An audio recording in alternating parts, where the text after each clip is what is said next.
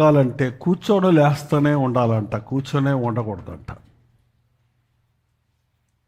ఒక రోజుకి 6-7 గంటలు కూర్చునే వాళ్ళు తొందరగా చచ్చిపోతారంట. కొత్తగా కనిపెట్టారు. నడుస్తూ ఉన్నోళ్ళు,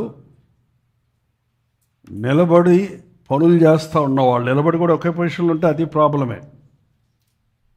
అందుకే పాస్టర్ గారులు అందరూ తిరుగుతూ ఉంటారు ఈ బలిపీఠం మీద. నాకు కూడా తిరగాలని ఆశ. అటుపోతే అది తగులుతుంది, ఇటుపోతే ఇది తగులుతుంది.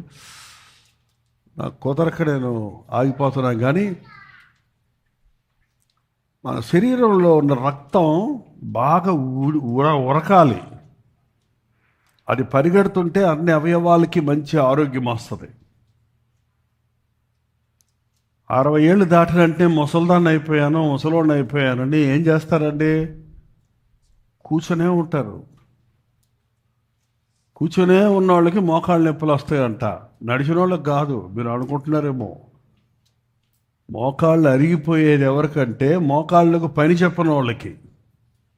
పని చెప్తున్న వాళ్ళకి ఆ యొక్క రసం ఊరుతుంటుంది, అక్కడ లూబ్రికేషన్ అవుతుంటుంది, అది అరగదు, స్మూత్గా ఉంటుంది, లేకపోతే క్రక్ క్రక్ అంటాయి అన్నమాట. సరే, ఇక మీదట మన లైఫ్ స్టైల్ మార్చుకోవాలి. హల్లెలూయా.